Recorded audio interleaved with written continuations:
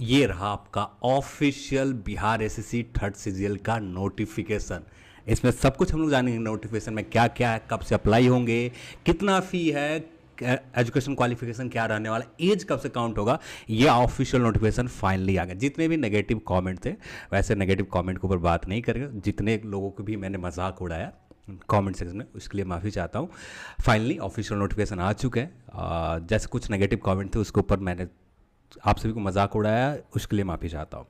अब यहाँ रहा, ये रहा ऑफिशियल नोटिफिकेशन। अप्लाई जो स्टार्ट होंगे 14 अप्रैल 2022 से अप्लाई स्टार्ट होगा। आवेदन की अंतिम तिथि जो रहेंगे 15 मई 2022 को आवेदन करने की अंतिम तिथि है। अध्याचना तृतीय स्नातक स्तरीय संयुक्त प्रतियोगिता परीक्षा श्योग भारतीय नागरिक से ऑनलाइन आवेदन पत्र आमंत्रित किए जाते हैं। तृतीय स्नातक स्तरीय संयुक्त प्रतियोगिता परीक्षा का माध्यम से अभ्यर्थी को चयन हेतु कोटिवार पद का निरूपण।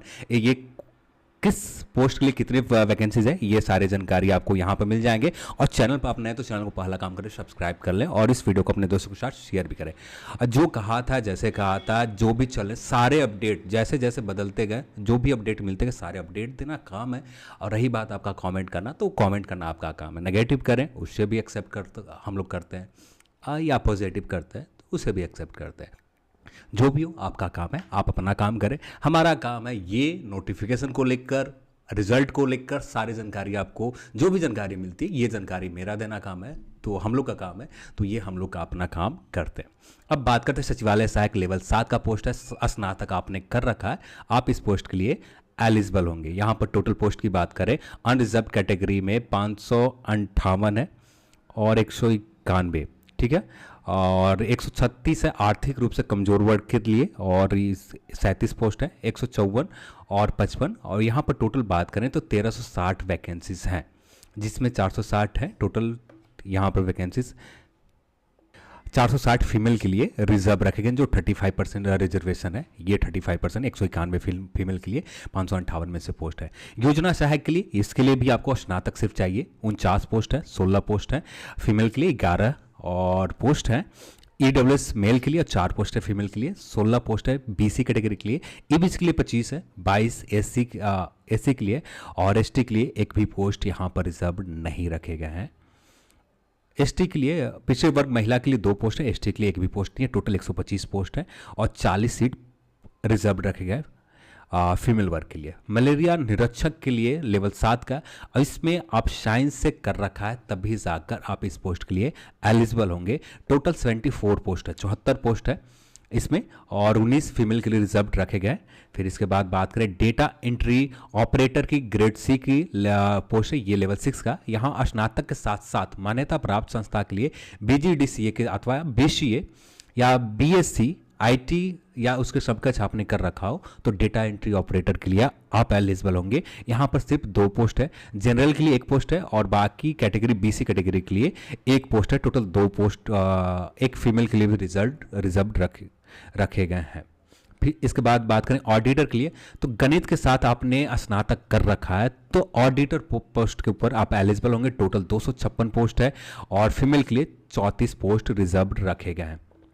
इसके बाद बात करें अंकेक्षक, एक और ये कार्यालय निबंधक सहयोग समिति के लिए, जबकि ये जो है अंकेक्षक निदेशालय के लिए ऑडिटर पोस्ट है। यहाँ पर भी स्नातक वाणिज्य शास्त्र, सांख्यिकी या गणित से किसी भी सब्जेक्ट से आपने कर रखा है तो यहाँ पर इस पोस्ट के लिए आप एलिजिबल रहेंगे। और जबकि यहाँ पर बात करें आप सिर्फ कार्यालय निबंधक सहयोग समिति में आप काम करना चाहते हैं तो यहाँ पर सिर्फ गणित से यदि मैथ से आपने स्नातक कर रखा तब जाकर इस पोस्ट के लिए आप एलिजिबल रहेंगे। टोटल पोस्ट की बात करें 2187 पोस्ट टोटल यहाँ पर दिए गए हैं। जितने पोस्ट हम लोग पहले भी बात कर रखा था वैसा ही टोटल पोस्ट है। 21 से 87 टोटल वैकेंसीज है। जनरल के लिए 880 वैकेंसीज है, 207 है ईडब्ल्यूएस के लिए और 292 बीसी के लिए। इसी तरह से आप एसटी के लिए 71 है, ये थोड़ा सा नंबरिंग ऊपर से देखना पड़ेगा। पिछड़े वर्ग महिला के लिए ये 71 और अनुसूचित जाति के लिए 7 है, यानी ये अलग टोटल काउंट कैसे किया बाद में हम लोग बात करेंगे इसके ऊपर।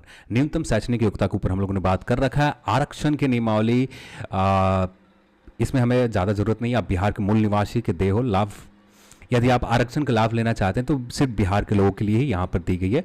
अब बात करते हैं SC ST के पिछड़े वर्ग। यहाँ पर हमें कुछ ज़्यादा जानकारी अभी ज़रूरत नहीं है, अभी ज़रूरत है हमारे एज के, तो एज के क्राइटेरिया स्क्रॉल करते हुए हम आ गए एज के ऊपर। एज जो काउंट किए जाएंगे, 21 वर्ष जो काउंट किए जाएंगे 1/8/2021 के आधार पर काउंट की जाएगी, परंतु वैसे अभ्यर्थी 1/8/2015 को सरकार के निर्धारित अधिकतम उम्र सीमा धारिता करते हो, वैसे अभ्यर्थी यहाँ पर होंगे। ठीक है, तो यहाँ पर जो मैक्सिमम एज क्राइटेरिया जो काउंट होगा, ये काउंट होंगे आपका, जो कहा था ना आपको 2016 से काउंट किए जाएंगे, 7/1/2016 से एज काउंट किए जाएंगे। मैक्सिमम एज जो काउंट होगा 7/1/2016 से काउंट किए जाएंगे। 37 वर्ष 7/1/2016 के पार नहीं होना चाहिए, यानी इसके बाद 37 हो गए कोई दिक्कत नहीं है, पर 7/1/2016 के दिन 37 पार नहीं होना चाहिए, तब जाकर आप एलिजिबल होंगे। अनरिजर्व फीमेल के लिए 40 वर्ष, बीसी ईबीसी के लिए 40 वर्ष, 42 वर्ष आपका अनुसूचित जनजाति फीमेल और मेल दोनों के लिए। फिर इसके बाद 5 साल जो बिहार कार्मिक सेवा प्रशासनिक सुधार विभाग में काम करते हैं उनके लिए एक्स्ट्रा छूट दी जाती है। ये हो गए। फिर इसके बाद बात करते हैं हम लोग समान फी की बात करें तो समान वर्ग के लिए 540 रुपये फी है। एससी एसटी के लिए 135 रुपये फी है। सभी दिव्यांग जन के लिए 135 रुपये फी रखे गए और बिहार के सभी श्रेणी महिलाओं के लिए भी 135 रुपये फी है। बिहार राज्य के बाहर सभी श्रेणी अभ्यर्थियों के लिए, पुरुष हो महिला हो, उनके लिए 540 रुपये फी रखे गए। और जो सर्विस टैक्स लगते हैं वो अलग से आपको टैक्स देनी पड़ेगी ऑनलाइन आवेदन करते समय। जो ऑनलाइन आवेदन स्टार्ट होंगे 14 अप्रैल से आवेदन स्टार्ट होंगे, जो आवेदन चलेंगे 15 मई 2022 तक आवेदन लिए जाएंगे। फिर इसके बाद बिहार कर्मचारी चयन आयोग को 2010 40,000 अधिक आवेदन प्राप्त होने पर प्रारंभिक परीक्षा के जो बेसिक जानकारी होती है, यहाँ पर वही क्राइटेरिया और सिलेबस के ऊपर हम लोग सेपरेट बात करेंगे किसी और वीडियो में।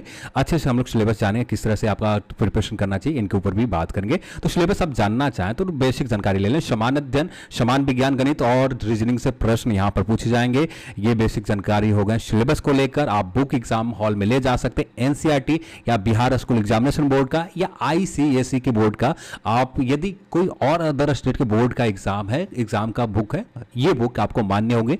ये अपने एग्जाम में आप लेने जाना चाहें तो ले जा सकते हैं। और यहाँ पर सिलेबस के ऊपर ये बात लिखी गई है, सिलेबस इसी तरह के पूछे जाएंगे और सिलेबस में कुछ ज़्यादा हम लोग पहले भी बात कर रखा था, फिर भी हम लोग किसी सेपरेट वीडियो में बात करेंगे। अब यहाँ पर क्वालिफाइंग मार्क्स, ये क्वालिफाइंग मार्क्स सिर्फ आपको इस एग्जाम में अपने आप को कहने के लिए कि हाँ आप क्वालिफाई है, तब ये आपको 40% स्कोर चाहिए।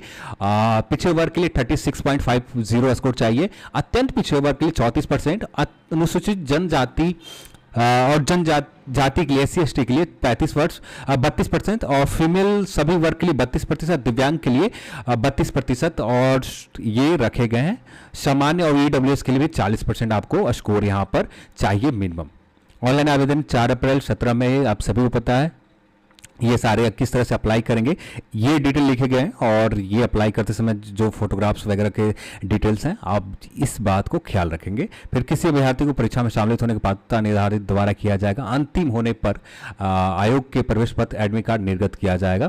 फिर यहाँ पर एग्जाम के बारे में कोई जानकारी अभी तक तो नहीं मिले। एग्जाम के ऊपर हम लोग बहुत जल्द बात करेंगे, किस डेट को एग्जाम ली जाएगी, जो भी होगा कंफर्म अपडेट बात करेंगे। ठीक है, तो ये रह गए ऑफिशियल नोटिफिकेशन। जो आपका सर्वर स्टार्ट होंगे 11:59 14 अप्रैल से सर्वर काम करना स्टार्ट कर देंगे। आपका फॉर्म अप्लाई सारा कुछ होना स्टार्ट हो जाएगा और जो भी बातें बताई थी सारे की बातें ऑफिशियली कंफर्म चुके हैं। चलिए आज के इस वीडियो में इतना ही और इस वीडियो को देखने के लिए आप सभी को बहुत बहुत धन्यवाद। जय हिंद।